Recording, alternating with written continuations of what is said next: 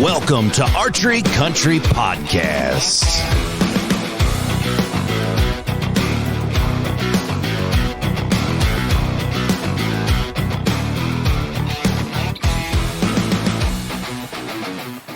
Welcome back, all you archery gurus out there. It is time to play on the podcast we call Podcast Archery Country Podcast. Thank you for tuning in, as we got a super cool dude in the house. We call him Champ. That's his nickname. I've known him for quite a few years, got a chance to travel with him to shoots, shot against him and lost a few times. He is one outstanding individual, and we're glad to have him from Olean, Iowa. He is your 2021 Rushmore Rumble champion, which when you folks are hearing this, that means it's not even a week old. He's got the cup, it's in his hand, he's got the cash, it's in the bank account. He won the virtual indoor national. He's our champion for that. Hopefully the last one we'll ever do, but congratulations. He has won indoor nationals in 2018. He won Vegas in 2020, and placed a couple of times at Reading. He's top 4 Lancaster. Pretty much when it comes to putting a arrow in an X-ring or on a field round, this dude can find it, and he does it. Ladies and gentlemen, without further ado, we say hello to Jason Goedken. Jason, how you doing, brother? Not too bad. Yourself. Thanks for having me. Absolutely. We're glad that you can be on, and we're going to dive in. So the topic, as people have already clicked on it, they know what the topic is, but what we're going to do is go in over our head with target archery. Target archery can include this. Everything from indoor setups to outdoor field rounds to 3D, which is a bunch of interest that we have in the 3D archery world. So I said, why not get any better? I've known Jason probably 7 years now, off and on. When we talk about an actual bow build, he shot about every brand. He set up every rest on the market. He shot every sight. He shot arrows. He's got contracts. This dude is legit. So instead of me just feeding you a bunch of stuff, I'm going to feed off of him. I'm going to ask him and shoot him, crossfire a bunch of questions. And we're going to go very, very, very deep and detailed on arrow tuning and bow setups and tournament preparation, mental breakdown, shot preparation.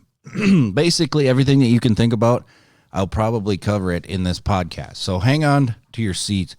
Jason, before we go anywhere, congratulations on last week's awesome shooting. Thank you. That's a very cool, very first. Actually, you got 2 first ever tournaments this year, and you walked away the champion of the first of it. We're talking about the Rushmore Rumble, was out in Yankton, South Dakota, and then the virtual indoor. So you're having a pretty good year, I'd say.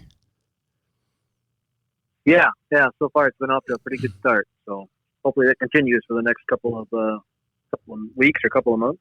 So let's just talk about that a little bit. What do you have coming up? What are you going to prepare for? Are you going back to indoor nationals? Are we going to Reading? Are you going to go shoot some ASAs? Do you have some stuff in Iowa that you're going to do? What's right around the corner? Well, I think probably what's going to be first is going to be the virtual Vegas for the flights. I think that starts like April, March 12th or something like that. I can't remember when that starts, but it runs for a month. Okay. It's for all the flight divisions. Same thing as Vegas, really. I mean, you got to shoot 90 arrows still. So right. That'll be first on the list, and then I'll be going back to Yankton for indoor nationals. And perfect. We'll kind of see what happens from there. But there's a few state shoots in the meantime. So those are always good shoots to go practice at. So. Absolutely. And you're on the board, or you run the board down there in Iowa for association, correct? Yeah, on the board down there, help out with a lot of state stuff, and maybe a little bit with the Pro-Am, but unfortunately that was canceled. And what we're talking about when we say the word virtual, for all of our listeners out there that haven't been affected by COVID, you're probably not breathing, not personally affected, but what we talk about, things that you can do. Archery is the very first thing besides concerts and entertainment that's going to be cut, because it's huge and there's a lot of us in close quarters. Luckily, the state of South Dakota and the governor of South Dakota, kudos to them fine folks, Bruce, has done a great job with his entire team to help get some tournaments going. But when he says virtual Vegas, usually the Super Bowl of our shoot is Vegas every year, usually last weekend. And so when that's the next tournament that you're going to prepare for, they name a target after it's Vegas target. It's 3 arrows. Do you have to shoot individually like a day and then another day and then another day, or how do they score that? Well, that part's not clear yet, so I'm not 100% certain. They haven't released the details yet. It's always fun. Let's see how that goes. It'll never be the same as actually sitting in the halls or sitting in the, shooting against pressure. But we're doing our best, right?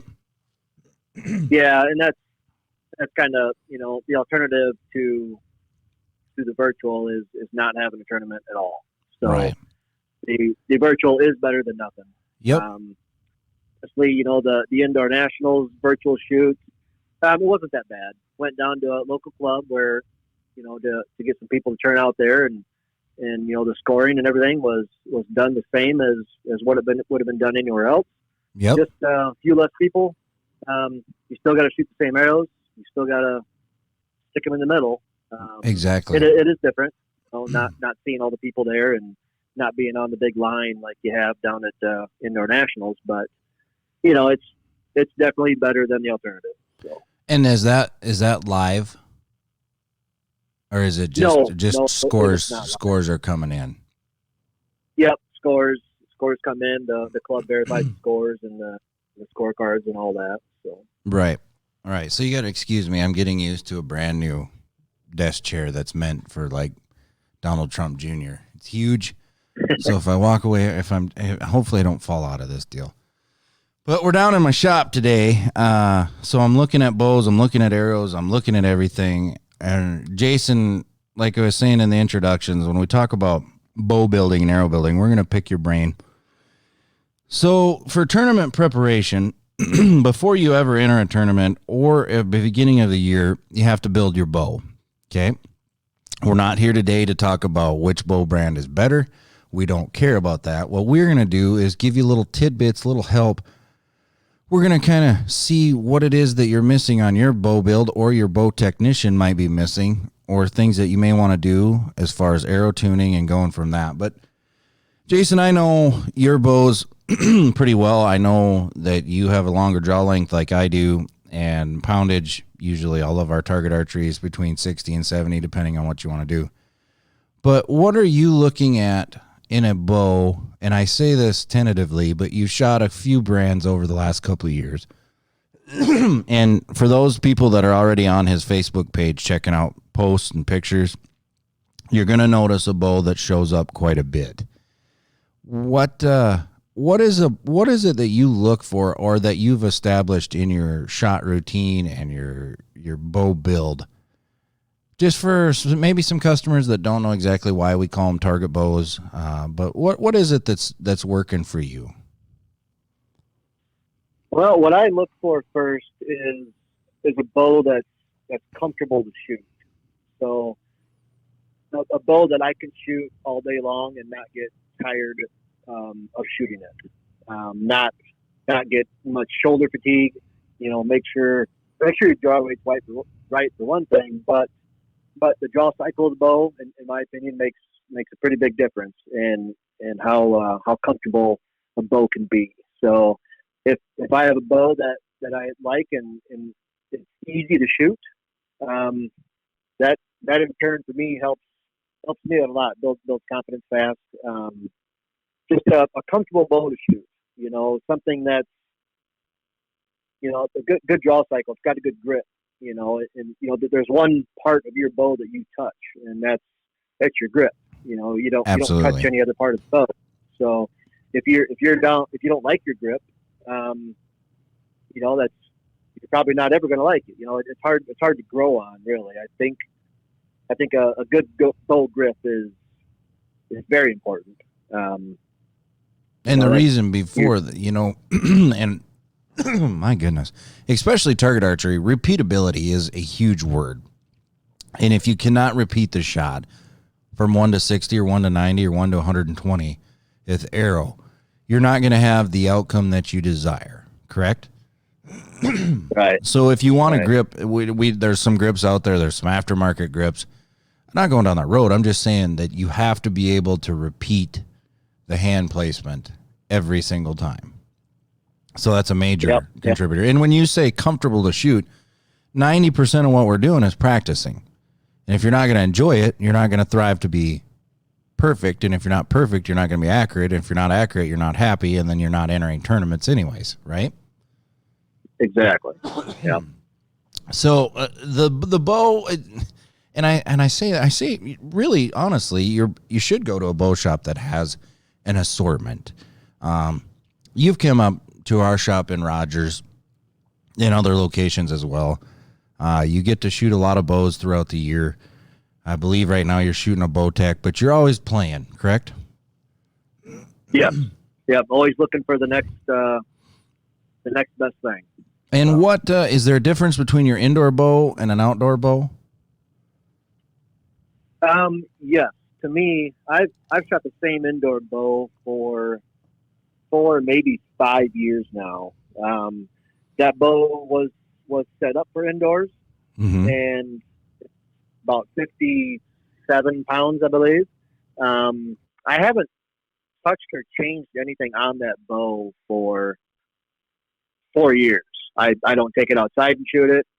When it leaves the range, it goes to another indoor shoot, and that's it. You know, I don't want to touch that bow. I don't want to change it. I don't want to start shooting a smaller arrow out of it for outdoor season, anything like that. That's kind of my indoor bow. I can pick it up after a month of break and feel like I was just shooting it yesterday. You know, and it's indoor archery is one thing. It's 20 yards, but the goal is to hit the middle, and right. And I'm very comfortable with that bow. So that's I don't want to change anything and then not find where I have it now, because you do that sometimes, is make a couple changes to a bow and it never feels the same again. Never, ever. So, you can even mark down what you're going to do and it still doesn't go back. And that's a huge misconception. I got a lot of bow hunter buddies, and so do you, especially from Iowa. They say, well, indoor, 20 yards, man alive, I can hit the white at 20 yards every time. Yeah, right, is what I say. We're not trying just to hit the white. In the classes that we shoot and the competitors that we shoot against, if you don't, you have maybe one mistake in a 3-day period, right? Most of the time, you can't make a mistake. You got to hit a dime at 20 yards every arrow. Now, duplicate that with standing on the line with some of the best shooters in the world. You have a little pressure. There's not a lot of area. There's no forgiveness, I should say, in indoor. So people who think indoor archery is easy, I invite you to try it and try scoring and see. And maybe you'll have a different outcome. But I believe, now you bow hunt, Jason? I do. Yep. Do you think it makes you, I mean, obviously you're going to be an awesome shot. You're an awesome shot. You got words to prove it, but that helps you in the dire situation of a big buck or a doe or an antelope or muley coming by. It helps a lot, doesn't it? Yeah, it does.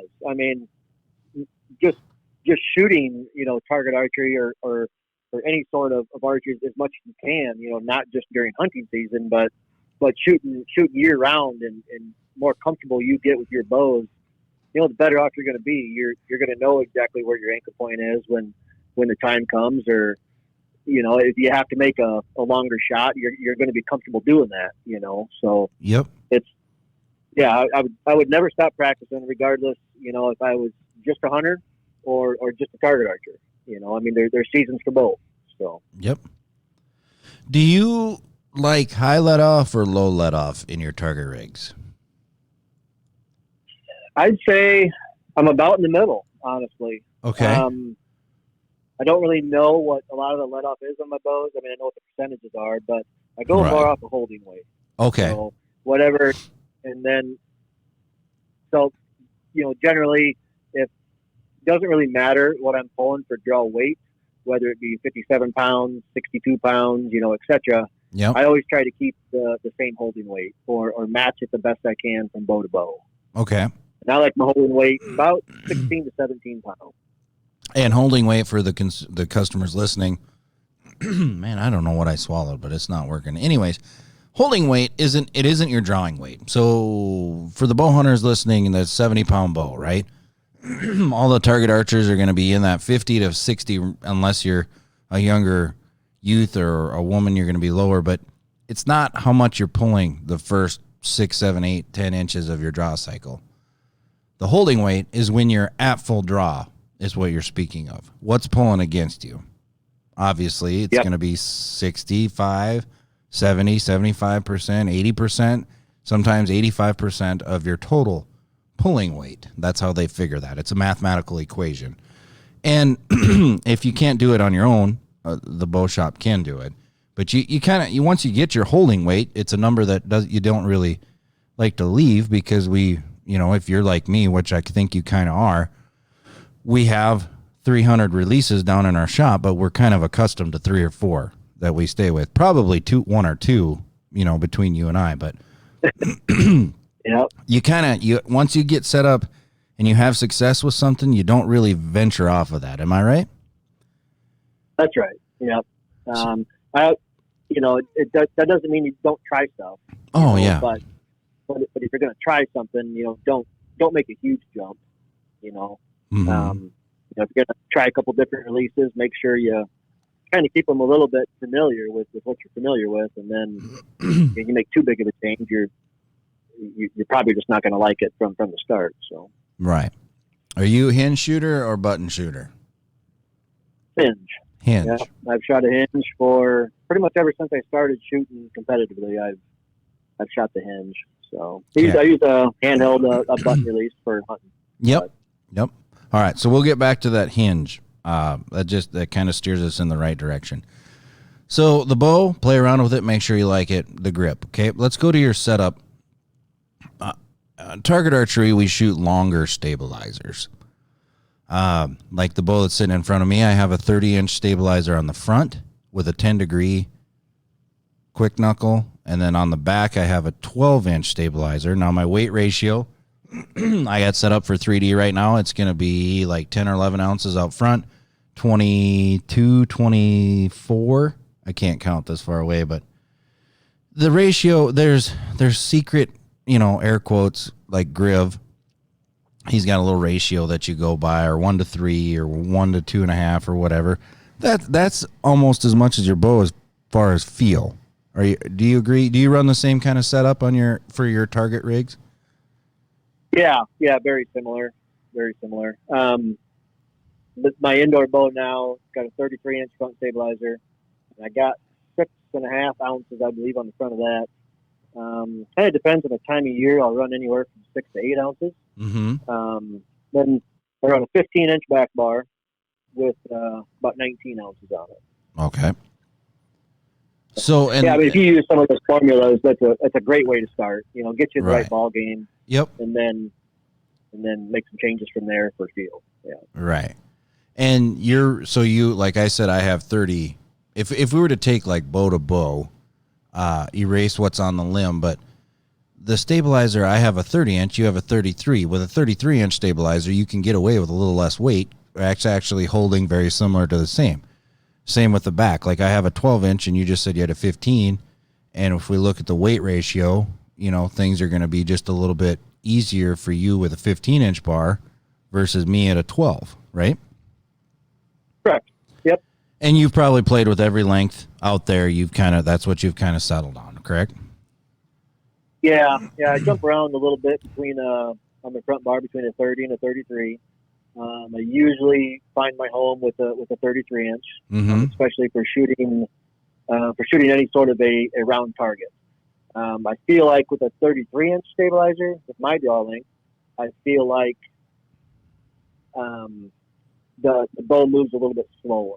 Mm-hmm. Now with 3D, in the last year and a half, I've been messing around with a 30-inch stabilizer on the 3D bow. and my theory there is with the shorter bar, I can get maybe I can maybe look around my pin a little bit, if that makes sense, to try to find my spot. It's faster for my bow to get back on target, right? Versus with a 33-inch bar. Mm-hmm. And that's exactly the little inside tips. Like, there's going to be a lot of them. So you always have a rewind. You can just retract 30 seconds and hear what Jason just said on why he does that. And I encourage you to listen to this podcast 3 or 4 times, because there's going to be a lot of things that you and I just roll through and off the tip of our tongue, and we kind of take it for granted. Right. that little deal. So let's just keep going down the bow. Since we're on the bow, we'll do arrows here in just a second, but stabilizers, do you run on a back bar mount? Is it completely adjustable, both your pitch or your windage up and down? Do you have a favorite? Yeah.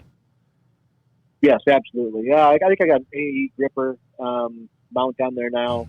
It allows adjustments out and up and down in any angle you want.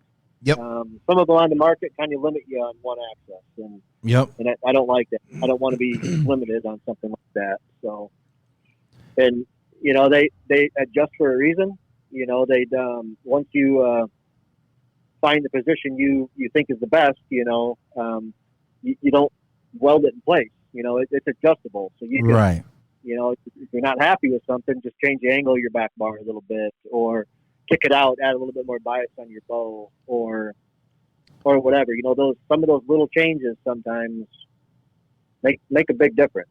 Absolutely. And when you're shooting around, or you're practicing shooting around a game, around, however you want to say it, whether it be Vegas, five spot Vegas, World Archery, usually you'll try things. I do, at least. You tell me if you're different. Like, okay, early tournament season, I'm playing a bunch. I'll stop halfway. I'll stop after 6 ends, and if things are just falling completely apart, I'll start over. But once I kind of have my setup going, and like you've had one for now 3-4 years, the same, like I won't stop in the middle of a game and mess with stabilizers and move things around.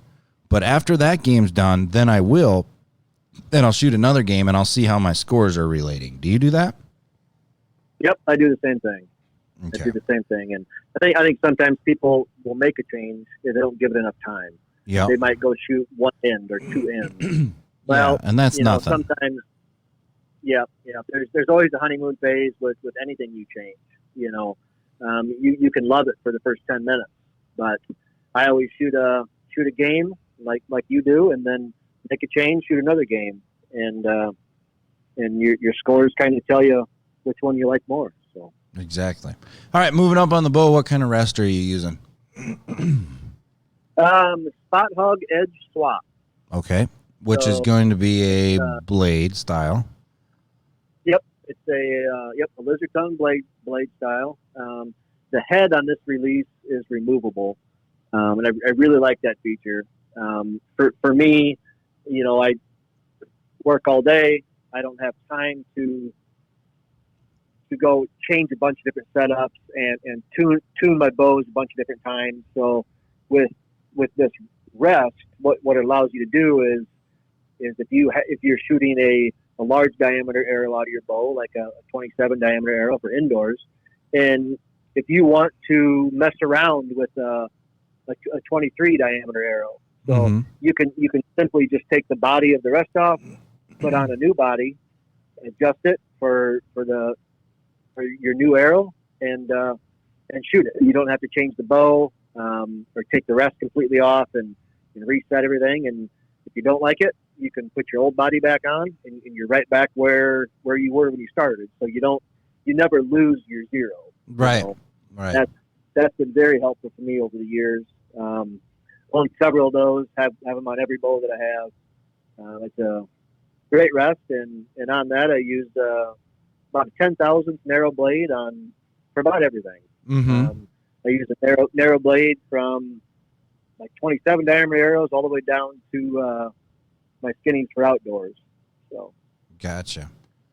Why So on our hunting bows, we're using drop away rest. I use a Hamskea, and then this year I actually am using the Ultra Rest, the TRI, because I'm shooting a Matthews bow, so it's got the dovetail setup. But it's very similar to like, and we sell the Spot Hog edge swaps in the shop. I think it's one of the greatest setups, and especially for one of the great tournaments that we know of is Indoor Nationals, when you may want to switch arrows in the same shoot, right?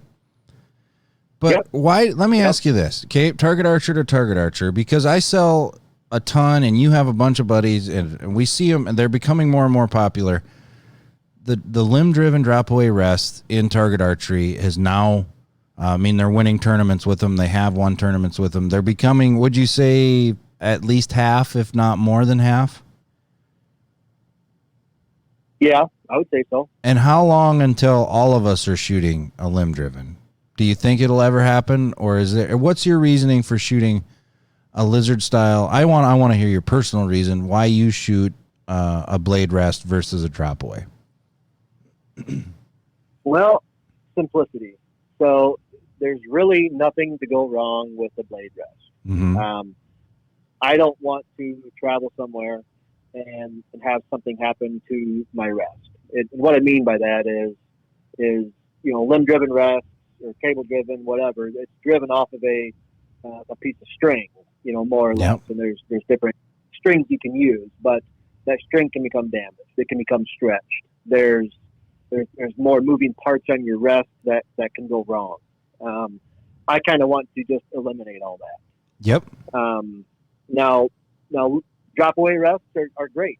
You get options. It does allow you more options for arrows. Mm-hmm. I believe it makes tuning a little bit easier. Right. You can add more vein to the back of your arrows. Mm-hmm. Instead of a 3 fletch. You could then go to a 4 fletch if you want. Yep. I just kind of like to keep it simple in that area and do what works. They've been around forever, the blade rests, and there's really nothing there to go wrong. And that's kind of what I like about that. Yep. And that's the same reason that I do. When I started in 2015 with taking target archery like serious, not just shooting my hunting bow, but buying a target rig, I just did whatever I seen on YouTube or wherever I was at a tournament. Like, yep, I gotta have this. Yep, I gotta have this. I didn't really know why. And then the only time where a blade has ever cost me is we were shooting a field round, and it was 27, 29 mile an hour winds. And I never put an arrow back on a rest more in my life than I did that round. Where if you would have had a Hamskea Trinity for sale at the booth, I would have took an equipment failure break and went and bought one, but you can control that with blade width.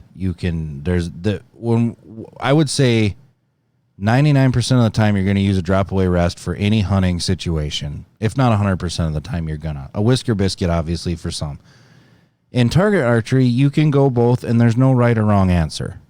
Like Jason's saying, you can tune a drop away maybe just a snitch easier. You got to know what you're doing with the blade rest. There's not only your windage and your elevation and center of the burger hole and center shot, but we can control the pitch. We can control the stiffness of the blade. We can even talk about torque tuning, which we probably will. And do you torque tune? I do.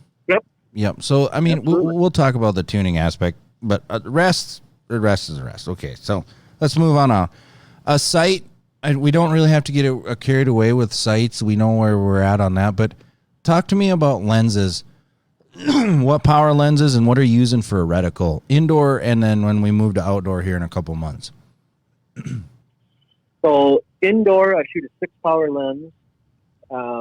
Shoot that through a small diameter scope, like a 29 millimeter, 30 millimeter scope. So 6 power for indoor, and I shoot what I consider a rather large black dot stuck onto my lens. So my black dot at 20 yards on a Vegas face will cover about 2/3 of the yellow. So about it'll cover about half of the 9-ring, I guess you could say. Yep. So, and that's going to depend or change for everybody. The same dot size doesn't work for everybody. So your draw length will have an effect on that. You know, how far the scope is away from you, the power of your lens. You know, that kind of changes stuff. But yeah, for outdoors, like for outdoor target or field archery, I'll still shoot a 6-power lens. For target archery, I'll probably stick with a black dot. That's usually what I do. Sometimes it's the same lens as what I shoot for indoors. Okay. For field archery or safari style of shoots, what I've been using for the last several years, it's actually 60,000 fiber. So it's 60,000th in diameter. I run it about, half, 3/4 of an inch long. And my light comes down through the top of my housing and shines on the fiber and lights it up. So I have some vision issues, and with a smaller fiber or a smaller dot, it gets really blurry. Sometimes I'll see 2 or 3 of them. But if I shoot a 60,000 fiber for outside, it's much clearer. So, and usually I'm shooting at if you're shooting at an orange dot or a field, face, there's a center to aim at. So right. Just put that big green fiber in the middle, and it seems to work out pretty well. I can see it well. It's I've never had a problem with it getting bright enough. It definitely collects plenty of light. So. Right. And are you dropping down for 3D target or not? Yeah, 3D. I'll definitely go a little smaller. Usually play around with the 15 to 19 thousandths. Yep. Have a little bit bigger, but again, that's a green fiber. So. Right. And so we shoot virtually the same thing. And the reason that I go with a 6-power, I have to be able to see the target. I don't want to be guessing, down there. I want to be able to see the X-ring. 6-power does that for me. I'm 29 and a half inch draw depending on the day or the bow.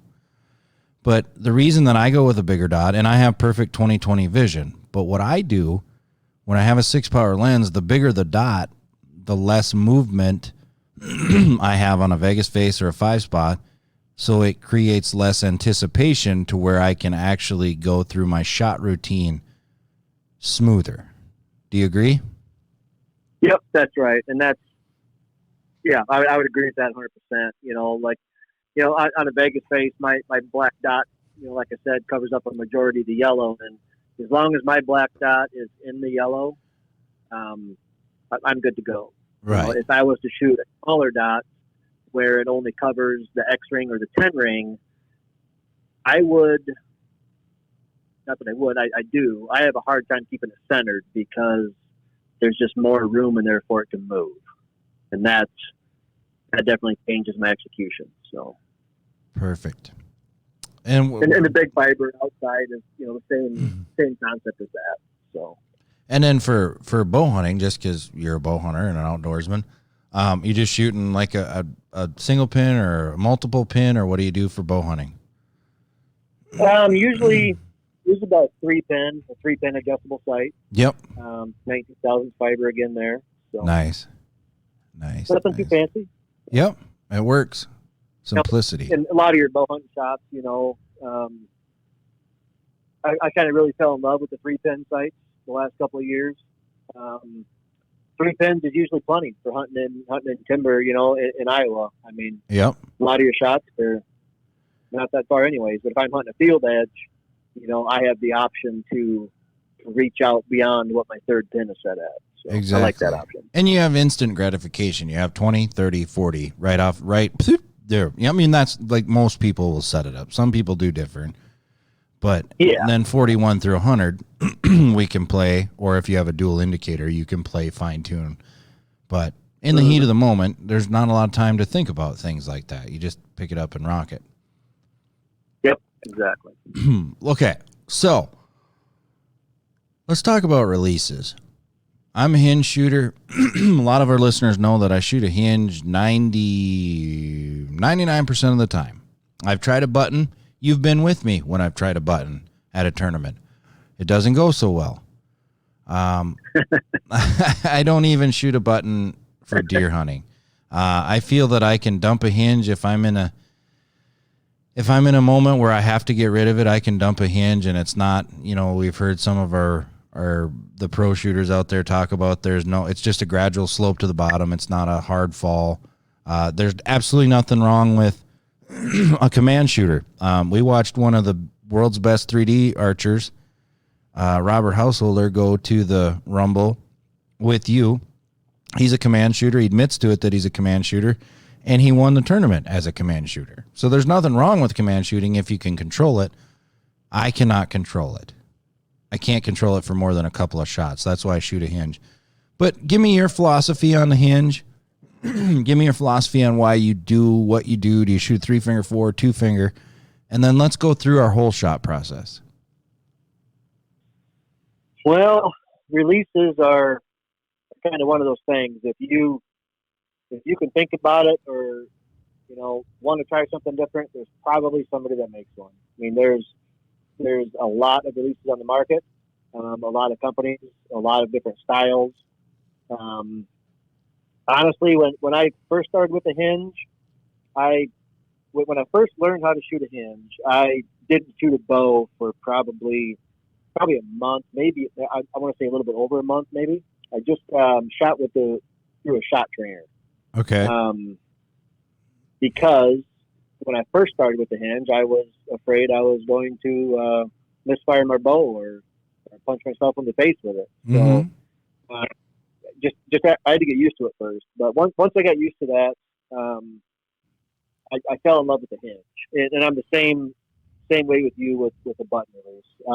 I can shoot one really well for a very short period of time, and that doesn't work for me long run. So sticking with the hinge, and I do try a couple different styles of hinges, a couple different brands, and then within those brands you have what you have a click or no click. So I personally have been shooting for the last couple of years with no click. Really? So with the click, yeah. So with the click, the way I had them set up is I would come to full draw, just get to my anchor and kind of settle in, and it would click. And then I would execute my shot, and that's how I had those set up. A couple of years ago, it's probably been about 2 years now, I was shooting at a tournament in Illinois. I was about halfway through the second day, and my release wouldn't go off. I was shooting a hinge with a click, and it wouldn't go off. I couldn't get it to go off. You're on the clock. What do you do? So I started dumping my hinge release. I finished the tournament that way. Didn't really know what to think about it. But prior to that, I feel like I had a very good release execution. I never had to think about it, never questioned it. I aimed my bow. My hinge went off when it was supposed to. I didn't have to think about it. I was never delayed on it. It was perfect. One day it all went away, and I don't know what it was. I'm starting to realize it now. I believe it's a little bit of anticipation or scared you're going to miss. But went through that tournament. It took me quite some time to kind of get over that. And during that period, I'm still getting over it, honestly. And during the last, couple of years, I've made a lot of changes on my releases. And that's when I went to no click. I was talking to a couple of guys. A friend of mine kind of had the same situation happen to him at a tournament, and he went to no click as well. So I kind of made the change at the same time, and it's been great. It's definitely helping me. It sneaks back every once in a while. I mean, I'm not going to call it target panic, but what I'm going to call it is when I get nervous at a tournament and my left arm is moving more than normal. Yep. And what I mean is my sight picture is more erratic. Yep. My right hand quits working. It's the brain that's in between my two hands says if my left one is moving too much, then my right one is going to quit moving because it's for people who've never experienced it, or if there's, and there's people that they don't even know what they're dealing with, right? It amazes me how strong we are mentally, from preparing to everything, travel, getting there, eating healthy, doing the whole 9 yards. It amazes me that we are not mentally strong enough to overcome that what you just said. If the pin is not in the center, you can. I will say it. It's not physically impossible, but it's mentally, physically impossible to make the release go off sometimes when the pin's not exactly set. You know. Yep. I don't know why, but obviously we've overcome that.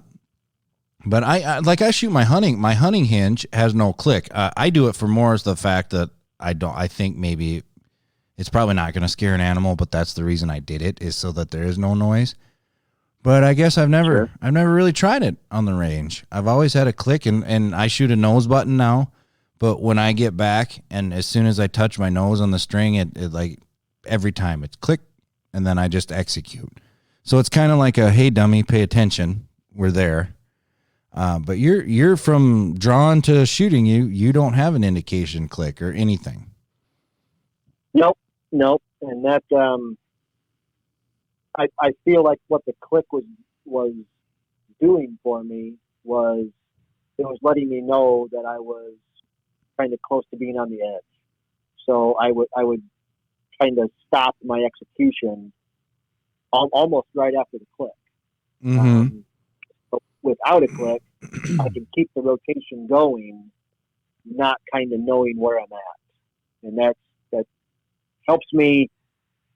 It's helped me over the last year or so try to get over my anticipation problems with my release. Now I can shoot at home and I can shoot fine. I can go to smaller tournaments where the pressure isn't as bad and everything works fine. Yep. Now it's a couple of my bigger wins. Admit it or not, but I've dumped my hinge release on a lot of those. Yep. And that's not what I want to do, but I feel like it's what I need to do to get through the tournament. Right. Then I come home and prepare for the next one and get as much of that out of my system as I can. Right. And then go into the next tournament. And, I've heard people say before that, some other pro archers that talk, and you kind of have to do what you need to do to get through that tournament. Yep. So I feel like if I didn't do that, I wouldn't have scored as good. Right. Now, it's not something long-term that I want to do, but yep. So without the click, I draw my bow. I run a fairly slow release, I want to say. So it takes, I got to have my hand, I'm not going to say it takes a lot of rotation to start. I start with it rotated a fair amount. Mm-hmm. But come to full draw and I come to anchor and just execute my shot. And now with my hands, I'm working a couple different ways there. Sometimes it just goes off without thinking about it, and that's the best. Yep. Sometimes to get it to fire, a hinge release has to be rotated to make it go off. Right. You can pull on it all day long, and it's not going to fire. It has to rotate. So whether you relax your index finger a little bit, or you squeeze your ring finger a little bit, or I do shoot a 3-finger. Okay. So sometimes I'll just start curling up my pinky finger a little bit. Those are all ways to make it fire. Right. Now, sometimes if you just flatten out your wrist, when you flatten out your wrist, your hand will rotate and it'll make the release fire. There's all kinds of ways to do it. I don't know if one is right and one is wrong. I think it's whatever. I don't know if there's two people out there that do it the same way. So, just, if you're out there and you want to try a hinge and, just find a couple of ways to make them to execute and then see which one works best for you, really. Yeah, you gotta play so a hinge, back to earlier conversation, like don't try it for two ends and then switch. You have to, if there's any piece of equipment out there besides arrows, like you have to give it some time because you have to be able to repeat it.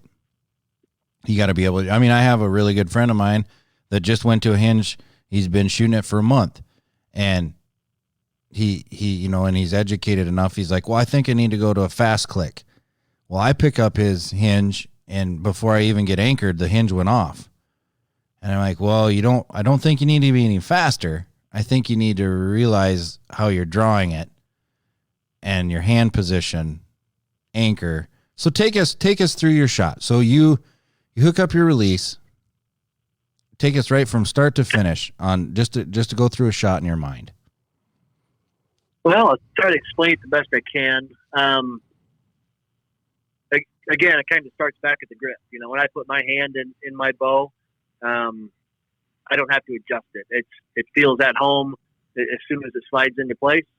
I rest my bow on my back stable as I rest it on my hip when I'm not shooting. So that takes a little bit of pressure off of your left arm. Mm-hmm. That's one thing you don't want to have get tired is your left arm. So I rest my stabilizer sits onto my hip. My hand is in my grip, and my release is on my D loop, and that kind of sets your hand in your grip, and gets that where it needs to be. So when I raise my bow up, I don't go much above target. I draw fairly level. Kind of going back to some people that teach. There's one thing for me is shoulder position. So if I raise my bow too high when I'm starting my draw cycle, I have a hard time getting my shoulders back down to where they should be. So that's one thing that I focus on a lot is I draw my bow fairly level, and then I'll relax my shoulders and make sure they're dropped down. I can tell if I'm shooting and my shoulders are raised up. Yep. It doesn't feel comfortable. My pin movement is erratic. So I raise my bow up about level, maybe a little bit over level, and then draw my bow back and come to anchor. And anchor is another very important part, and we can talk about that a little bit more later. But bring the string up to my face.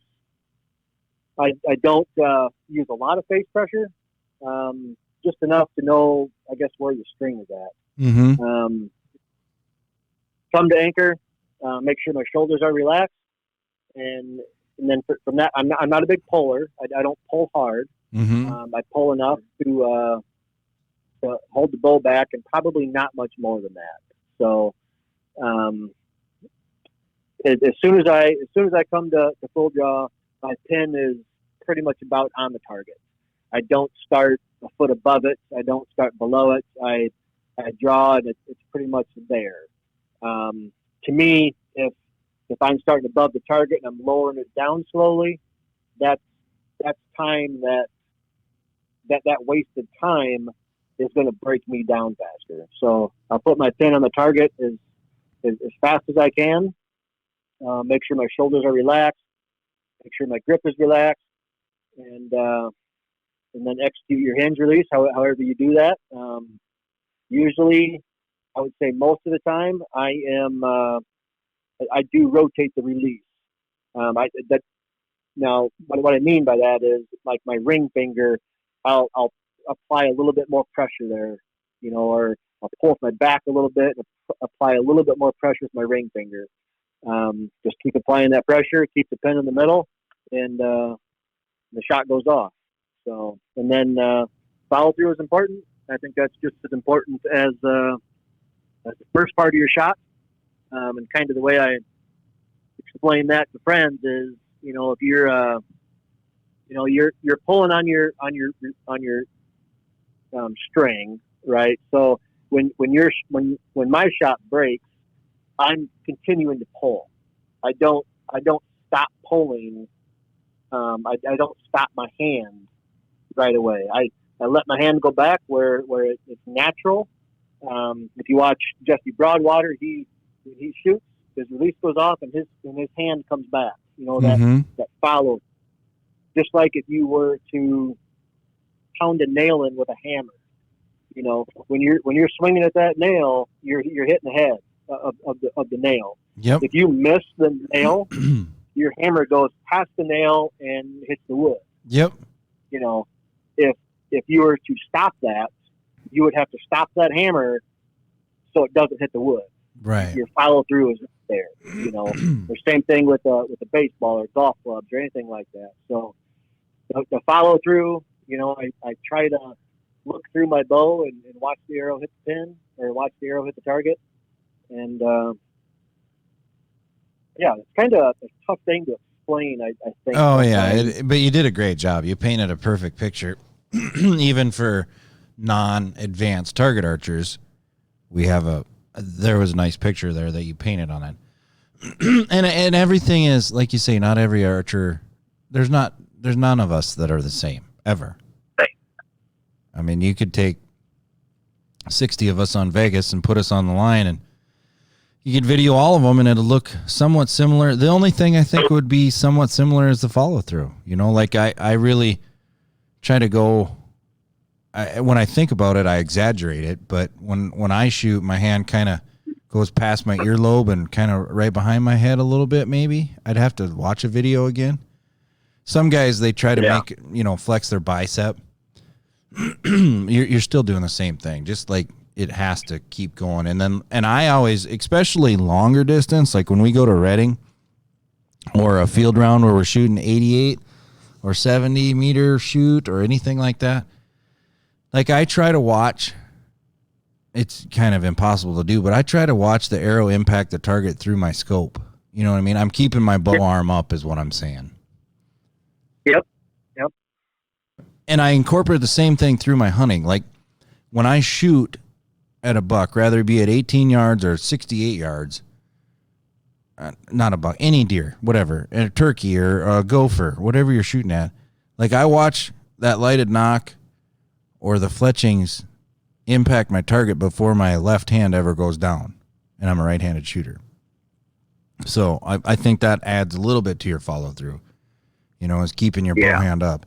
It may not seem it right now when it's 38 below and we're all shooting indoor and it's 20 yards. You and I know when we drop our bow arm, but for the most of the shooters out there, but you will notice when you step back out to 40 to 80 yards that as fast as that string and arrow are going forward, if you deviate a 32nd of an inch at your rest at 80 yards, it's about 8 inches, Yeah, absolutely. Yep. So let's talk, we've talked releases, execution, rest, sights, stabs. I really wanted to save this kind of towards the end, and that is tuning. One, tell us the diameter of shafts. I'm going to let you take over on this, but like what diameter shafts and why you use them for different situations. And then as soon as you're done with that, we're going to dive into this tuning, the rabbit hole of tuning. And I think if there's 4 guys on the planet that have this nailed down, you're one of them. And we'll go through that with a fine-tooth comb. But so we're probably going to guess 27 series arrow for indoor. Correct. Yep. And so let's move outside. What different diameter arrows and why? What have you seen over the last 10 years that you think is working the best for you? Well, there's definitely been a change over the last several years to the micro diameter arrows. Some companies have had those arrows around forever, and they've really been around forever. You kind of see that in hunting industry as well. Is is there's a lot of companies coming out with smaller and smaller arrows every year. I personally shoot the Pierce Tours for outdoors. They're a micro diameter arrow for a couple of reasons. Wind is for one. I think the wind on those arrows is it'll pull your arrow a little bit less than a larger diameter arrow, obviously. So, and really that only comes into play when you're shooting, I don't know, 40 plus yards outside. Yep. So go to a shoot like cutting where you have to shoot 100 yards and the wind can be blowing somewhere in between you and the target. A smaller diameter arrow is just going to drift less. Some people have a problem getting them to tune. I've never really had that problem, I guess. And then I guess another reason would be like a target archery game, like First Dakota Classic, let's say, where you're shooting a single spot. You're not going to go out there and shoot 5 triple X's into a single spot target. They're just not going to fit. Right. Glance off to be a little bit less with a micro diameter arrow. I might play with something a little bit different this year and go to a standard 0.246 diameter. Maybe give those a try, but they've got a pretty good selection of arrows with about every spine that they make. So when I'm going through and picking an outdoor arrow, I have spines from 250 to 400, so I can shoot those and see which one groups the best. That's the arrow I shoot. So I love it. That brings us right into tuning, because you just talked about spine. It's a major thing. If you don't know what we're talking about, arrow has a spine. We hear every thing. Some people will say, well, the number on the side is telling us how heavy the arrow is. No, that's not it. And then we'll have some guys, bless their heart, that'll say, well, it's spline. And no, it's not. It's spine. S-P-I-N-E. This is a very, very important part that it's almost better if you let your pro shop do it if you have any questions. But most of our arrow manufacturers, from Victory to Easton to Gold Tip's website, on Gold Tip's website you can build the whole arrow, and it'll tell you what you need. Victory is very similar, but you got to have the correct spine. And if let's say you're Jason and you're shooting 57 pounds, or you're shooting 62, if you're a 30-inch draw or 29-inch draw or something, I mean, all that's going to change. Do you agree? Yeah, I do. And if you change your tip weight, you may have to spine up a little stiffer spine. There's a lot of things, and Jason has a contract with an arrow company, so that's why he has so many arrows. But let's go down the tuning route. I got the arrow, I think it's going to work. Take us through your tuning process, and then I'll stop you off and on and kind of ask you why this, why that. But let's say our bow's built, we're ready to go. I think everything's kind of where it is. I got my arrows built, we're fletched, maybe a bear shaft sitting there next to it. What am I going to do next? Well, I think it starts when you built your arrows. And what I mean by that is when I build my arrows, like my outdoor arrows are about 28 and a half inches long, 28 and a quarter, 28 and a half.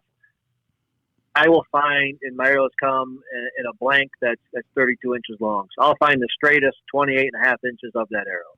And that's the part that I cut, whether it be 3 inches off of one end or a half inch off the other. I find the straightest arrow I can. And then from there, what I do is I've done this a couple of different ways. So there's a couple of ways you can do it. Is I built my arrows with tips. For outdoor arrows, I shoot pin bushings and pin knocks. So if you start with now when you start putting your components in your arrows, that's an important part too. So I weigh everything, make sure that my tips and my pin bushings are weighed out the same versus my shafts. So if I have some arrow shafts that are a little bit lighter than the others, and if I have some tips that are coming in a little bit heavier than the others, I'll pair those up so that at the end they equal out as best as they can. I'll spin all my arrows and make sure that I use hot melt on both ends. So that's a glue that you basically heat up, and you glue your tips in with that. And then if you want to remove them or twist them, you can heat it up and pull the tip right out. That's a lot better than super glue. Super glue is pretty much pretty permanent by the time you get done with that. So yep. I'll spin my arrows usually just in my hand and make sure that the tips are straight. So if you get one that's wobbling a little bit, usually before my glue is set, I'll twist the tip a little bit, and you'll find the sweet spot where the arrow and the tip will match up, and it'll spin true. So from there, you can take them down and shoot them through paper. Sometimes I do that all bare shafts, and you're not really looking for the perfect tear. What you're looking for is for them all to tear the same. You can worry about getting the perfect tear later when you get into your bow.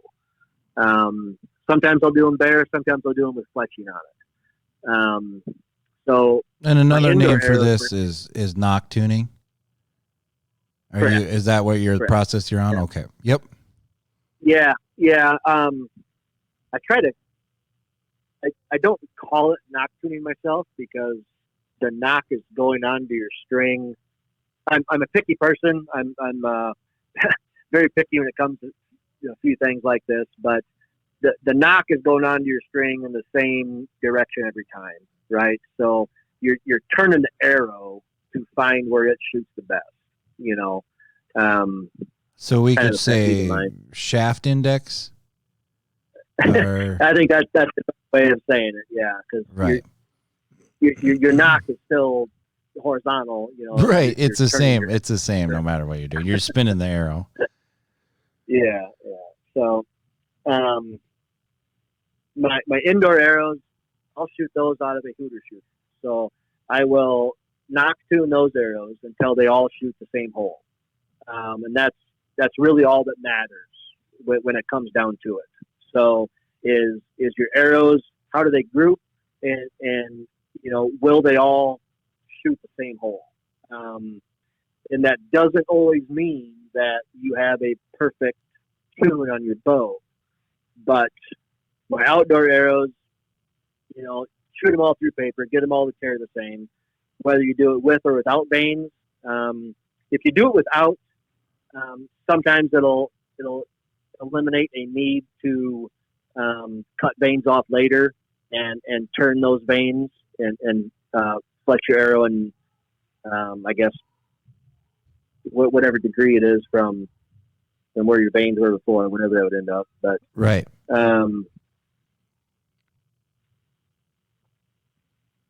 Let me step back here. No, so if you paper tune them bare shaft, that may change when you fletch. Sometimes it does, sometimes it doesn't. So okay. if you do it before or after, usually if you do it after you fletch, turn your arrows so they all tear the same. Then your arrows are good to go. So then I move on to my bow. So I'll shoot my bow through paper at about 6 yards, 5 to 6 yards usually, and that's my rough start. So whatever that tells me. So if you're getting a left tear, right tear, make your adjustments to that, whether it be through your rest or through some bus cables or through shimming your cams, whatever you need to do there. Mm-hmm. Each manufacturer's got kind of a different setup with that. But I'll get the best paper tear I can.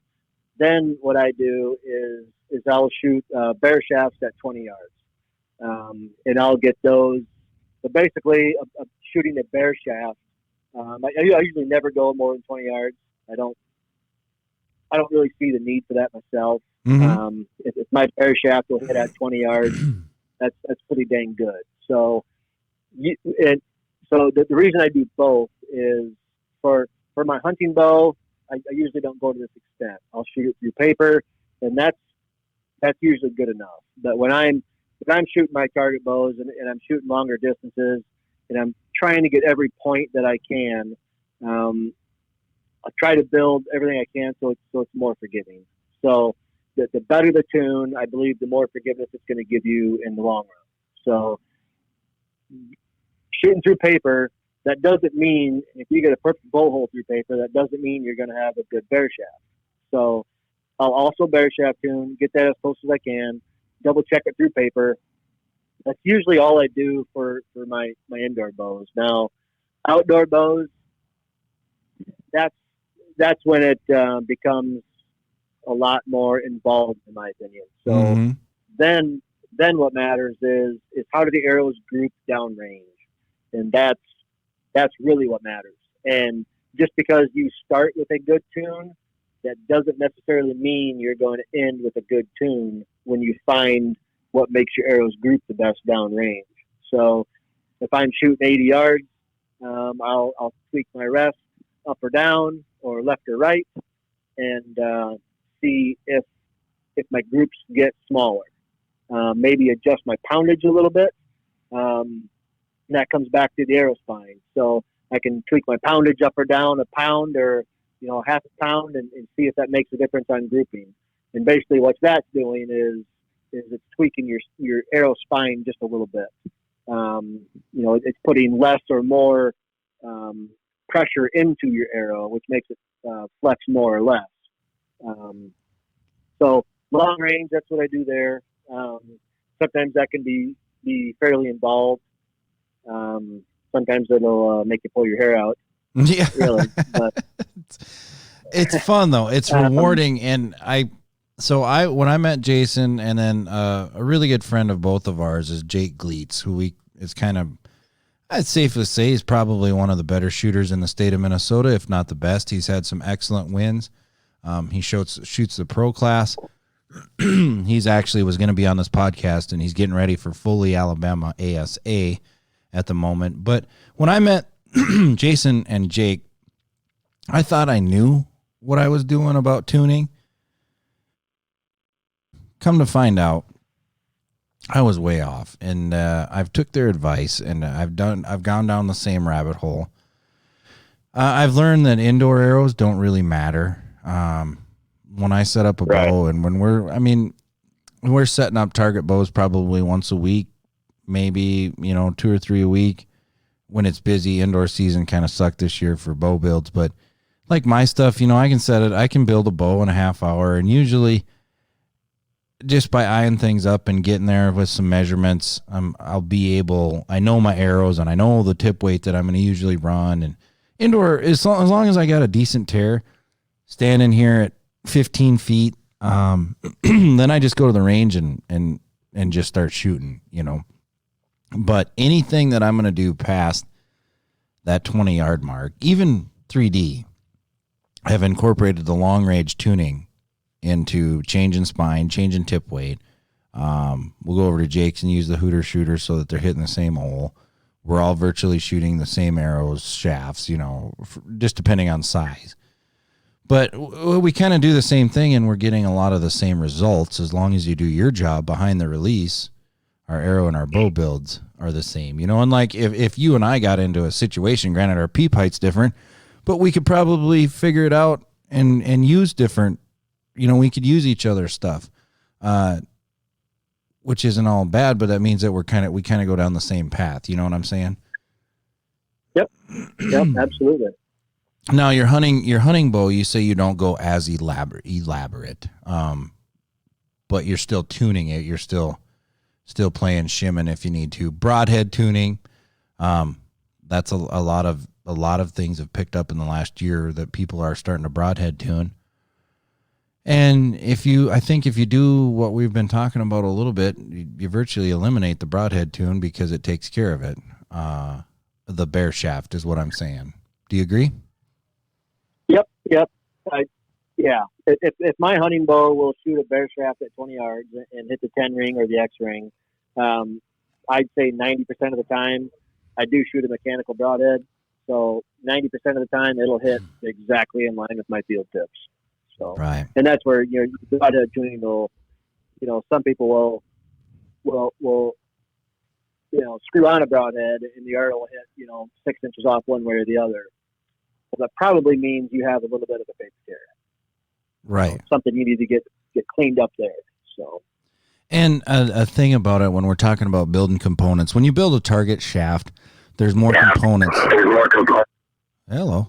There's more components than what else is involved with just like a hunting shaft. But we're making sure when we cut either the center arrow, the end of the arrow, or the end of the arrow, we're making sure that our arrow shaft is completely straight. I have a little, I'm trying to think of the brand. I think it's G5 squaring device. I square the end of my arrows. You doing that? I do. Yep. Absolutely. Because, and I think a lot of people focus on the point end of the arrow or the insert end of the arrow where you're screwing in your point. But believe it or not, and I've proved this to myself, the knock end of the arrow is just as important or more important than the tip end when it comes to straightening, making sure your components are put in perfectly. Like Jason, OCD can be a terrible thing to have in our world of archery, but it also makes, because it doesn't matter if you grab arrow number 1 or arrow number 11, or if we're shooting a field round, or if we're shooting a world shoot where we're shooting, 10 arrows into a center or 9 or wherever we're at. You got to be confident in every arrow shaft. And if you build them right, it's very rewarding. And it's also, you pick up the points you need. Or harvest the animal. Yeah, I don't enjoy building arrows. I don't know many who do. I'm going to try to make sure I got it right the first time. Right. That's when I started working at the shop a couple years ago. I was like, oh yeah, I love fletching arrows. I'll do all the arrows. Now when someone says, they come in and they're like, hey, can I get my arrows fletched? If I could, I'd go hide. I'd run to the other side. I mean, it's the worst thing in the world. It's cool, like my arrows, because I'm doing a dozen at a time and it's mine. And I usually stay with like 3 colors in all of my veins out there. I just go with what I like and I do it. And it's not, I'll switch veins once in a while to try it. We didn't talk about veins. But I think people get the gist of what we're doing. Big vein for inside, making it spin as fast as we can. A little vein for outside. What's your favorite veins out there? Well, the veins I shoot for indoors, they are the AAE hybrids, 4-inch. They stick well. They perform great on my triple X arrows, 27 diameter arrows. Outdoors, I play with a lot. Actually, I have bags and bags of veins, and I just try to find again what groups the best. So once I get done with an arrow and a tune that I find that groups the best, with X vein on there, sometimes I'll take those arrows and or 4 of them, maybe 5, strip the veins off and put on one that's a little bit longer or a different profile, maybe a different height, and see if that group gets even a little bit better. Mm-hmm. But right now outside, I think I'm shooting a Q2i Fusion 2X SL, I believe, or something like that. It was like the 1 3/4 long vein, pretty small. Yep. Seemed to work out very well in there. Happy with those. But I'm happy with a lot of veins. There's a lot of them out there, and they all have their place. That's for sure. Absolutely. And Jason, you're, like you say, you're on the board for the state of Iowa and also some other setups. You are a very avid shooter. You have a lot of friends in that shoot. You don't have to be a professional, and you don't have to go to the big shoots that we're talking about. If you're an avid hunter or you just want to get into the target world, there's enough between, I say, Wisconsin, Minnesota, Iowa, and the Dakotas, like your whole year could be planned just with those 5 states. And it could be, you could shoot a field round in the summer. I think it's one of the most enjoyable besides shooting 3D. 3D is the closest thing to a hunting system, right? You don't have to go there and you don't have to do the scoring rings if you don't want. You don't even have to keep score. You can just center punch them like you're going to try to kill an animal. Field, I don't know if there's anyone else out there that agrees, but field is probably the funnest besides a safari shoot style. There's a couple of those. But even indoor, join a league. Get with some buddies. I know it's a little tough with COVID, but things are starting to relax, and we have leagues at the shop, but it forces you to get in a routine, and that routine forces you to have a practice, and a practice makes you do repeatability, and the repeatability, pretty soon you're going to be drilling the same 12 ring or the same X ring at 40 yards that you used to be able to do at 20, and then you're more confident in when the deer steps out at 31. And then you don't even have to be a hunter. Jason, you and I both have a bunch of friends that they don't hunt. They just shoot. Literally, their shop's full of target bows, and they shoot tournaments. They may go on a hunt once in a while, but it's not their life. Target archery is. Right. There's a warning. If you go down the rabbit hole, there may not be no return, but you can take it as serious as you want or not as serious as. Do you agree with me? Absolutely. Yeah. Archery, it's kind of a sport for everybody. It's you can make it as serious as you want, or you can do it once a year. You can do it once a day. So it's purely up to you. If you can, like you mentioned, you can hunt and not shoot target archery, or you can shoot target archery and not hunt. Yep. And before we wrap this up, just to give our listeners a little in depth. I practice when I let's say, okay, so you have virtuals coming up, and then from there it's probably going to be maybe Reading or indoor nationals, then Reading. How many days of the week you're practicing, and how many games per day are you shooting? So if there's a tournament coming up, let's just say I have a tournament in a month, I'll be shooting, going up to that tournament, I'll shoot 3 to 4 days a week. Now, 2 weeks out of that tournament, I'll shoot every day. So I have a archery range in my house, so I don't have to drive anywhere in the wintertime, which is very nice. Mm-hmm. I can walk out there and shoot when I want. That's something I've always wanted. It's a hobby. It's something to do in the wintertime. Wintertime sports are there's not a lot of them. So I shooting archery in the wintertime is something I enjoy. So having my own range is very nice. Going up to a tournament like the Rushmore Rumble. 2 weeks out of that tournament, I pretty much shot every day. I try to shoot, I would say, somewhere in the neighborhood of 90 to 120 arrows a night, probably. Kind of depends how much time I have, really. Or what else I need to work on, if I need to work on a bow or fix up some arrows, or whatever. But let's just say 120 arrows a day leading up to a tournament. I'll make sure I'm shooting the right target face. So I always shoot the target face, so I'm going to be shooting at the tournament. I don't want to have any surprises when I go somewhere and have a sight picture that I'm not used to. Let's like Reading, let's say, there's certain size of dots at certain distances. So if this, a 40 centimeter dot, let's just say 60 yards is the max for that size of dot. Same thing with field archery. I'll try to practice on that dot about 5 yards past its max, so I can get used to make it a little bit harder. So then sometimes during the tournament, I see that same size of dot, and it's 5 yards closer than what I'm used to at its longest distance. Right. So I think that helps out a lot. I do that a lot, practicing for field or Reading, stuff like that.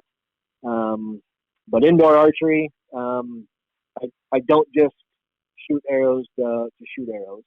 If I'm not working on something, whether it be tweaking my stabilizers, tweaking my draw length a little bit, or lately it's been pea pipes.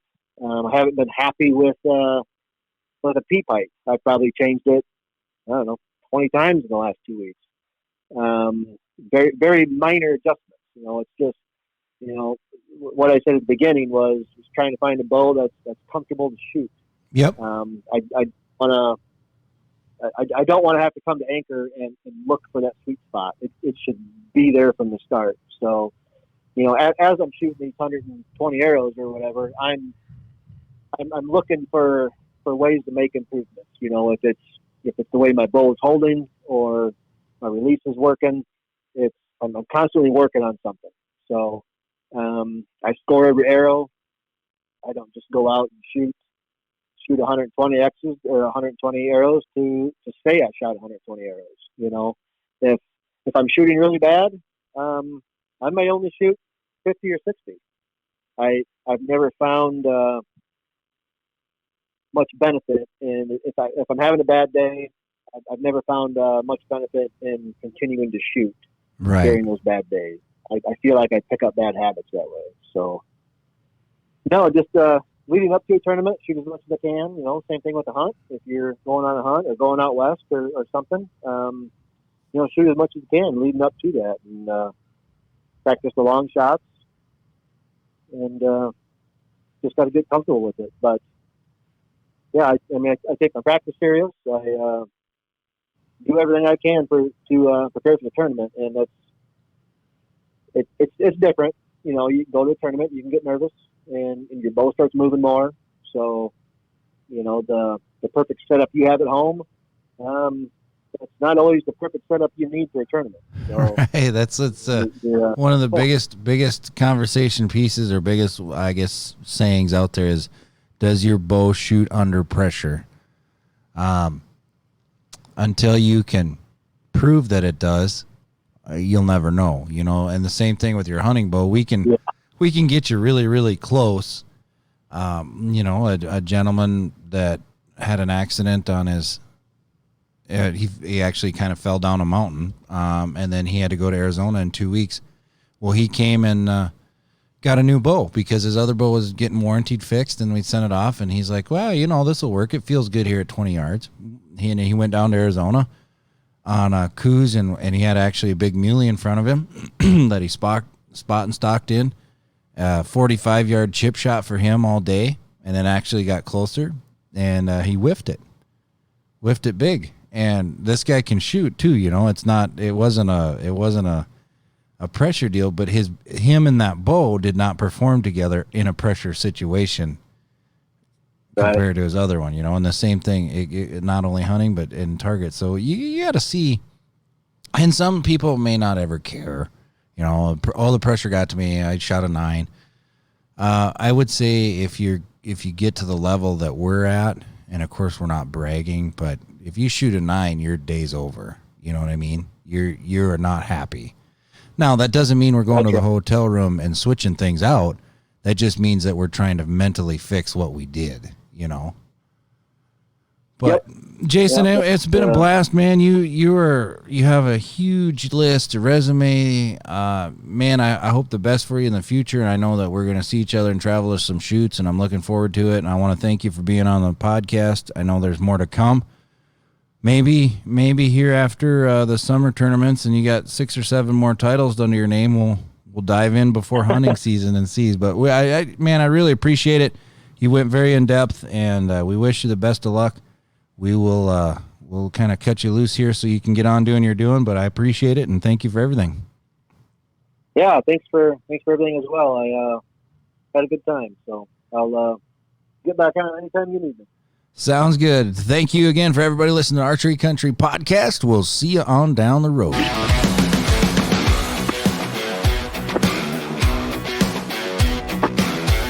Thank you for listening to Archery Country Podcast.